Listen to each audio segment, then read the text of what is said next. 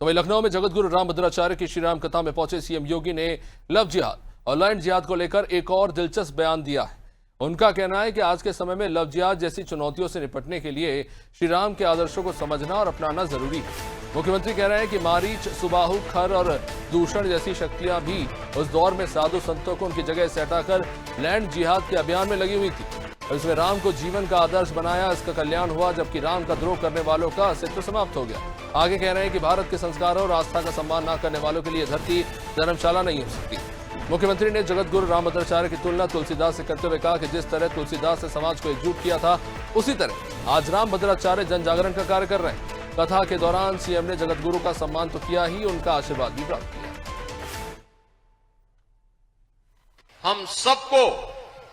उस लैंड जिहाद से जुड़े हुए लोगों को पड़ेगा। जो भगवान राम ने आखिर खर दूषण क्या कर रहे थे, मारीच और सुबाहु क्या कर रहे थे, वे भी सब यहां लैंड जिहाद के ही अभियान के साथ जुड़े हुए थे। जबरन कब्जा कर लेना, जबरन किसी भी जमीन को खाली देखा उसमें अपना तंबू गाड़ दिया, ये सब बंद हो जाना चाहिए। भारत की धरती उन आक्रांताओं के लिए जिनकी भारत के प्रति आस्था नहीं है, जो भारत के प्रति निष्ठा नहीं रखते, भारत के संस्कारों का सम्मान नहीं कर सकते, बहुत अच्छा, बहुत उन लोगों के लिए भारत की धरती धर्मशाला नहीं हो सकती है, एकदम नहीं हो सकती है। तो चलिए इस पर और विस्तृत जानकारी के लिए हमारे साथ जय सिंह जुड़ी हुई है। किस तरह से देखे जाए इस बयान को, जहां हम बात करते हैं कि अतिथि देवो भव, सर्वे भवन्तु सुखिनः, सर्वे भवन्तु निरामया, इस तरह की बातें हमारे यहाँ होती है कि हमारे इस धरती पर जो भी आता है उसे हम स्थान देते हैं, और इस धरती माँ ने सभी को स्थान दिया, उनको आसरा दिया, उनको आगे बढ़ाया, उनकी रक्षा की। और फिर ऐसे भी बयान जो निकल कर अब सामने आ रहे हैं कि खरदूषण थे और जो लैंड जिहाद और लव जिहाद करते थे संतों के साथ, जाहिर तौर पर तमाम अलग अलग समय में कई तरह की ऐसी घटनाएं हुई हैं जो अपने आप में बड़ा सवाल खड़ा करती है। पर ये जो बयान आया है इसे किस तरह से देखा जाए?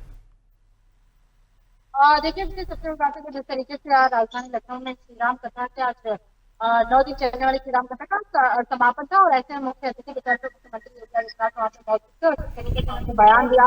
लैंड जिहाद के उन्होंने बहुत फायर मिलकर बयान दिया। उन्होंने साक्षात कहा कि जिस तरीके से लगातार तमाम जो भारत के विरोधी आक्रांता रहे या फिर भारत के जितने अतिक्रमण किया आकर, कहीं ना कहीं वो भारत को धर्मशाला समझकर ही यहाँ पर आए थे, लेकिन भारत धर्मशाला नहीं है। अगर भारत के प्रति आपका निष्ठा नहीं है, भारत के प्रति प्रेम नहीं है, भारत के संस्कारों के प्रति आपका सम्मान नहीं है, तो आप कतई इसको धर्मशाला नहीं समझ सकते हैं, और आपके साथ भी वही किया जाएगा जो उचित होगा। हालांकि लैंड जिहाद को लेकर उन्होंने धार्मिक ग्रंथों में जो वर्णित राक्षसों का भी नाम ले लिया। उन्होंने कहा कि किस तरीके से खरदूषण हो या सुबाहु हो, मारीच सुबाहु हो, या फिर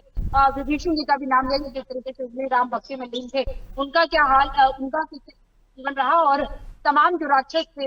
जिन्होंने जबरदस्ती खाली जमीनों पर कब्जा किया, उन्होंने तंबू लगाया, उनका क्या हश्र हुआ। उन्होंने कहीं ना कहीं एक तरीके से धार्मिक ग्रंथों का भी एक नाम लेकर उदाहरण देते हुए लोगों को समझाने की कोशिश की। उनका साफ तौर पर यही कहना था कि उत्तर प्रदेश हो या फिर भारत हो, भारत में वही व्यक्ति रहेगा जो भारत के प्रति निष्ठा रखता होगा, भारत के स्वाभिमान के प्रति जिंदा रहता होगा, भारत के सम्मान और संस्कार को समझता होगा, भारत के संस्कृति को अपनाता होगा, भारत के लोगों के प्रति प्रेम रखता होगा, भारत की जो तमाम पौराणिक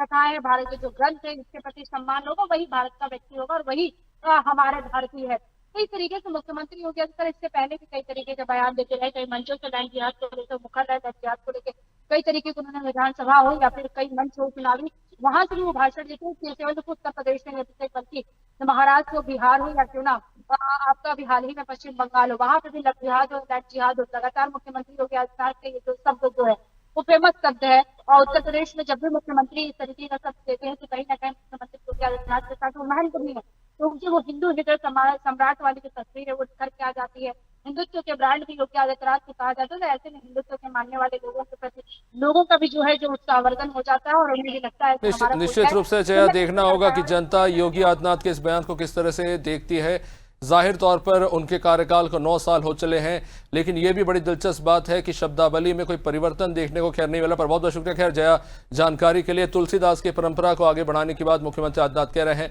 जनता उनके बयान को किस तरह से आत्मसात करती है ये भी देखना खैर काफी दिलचस्प।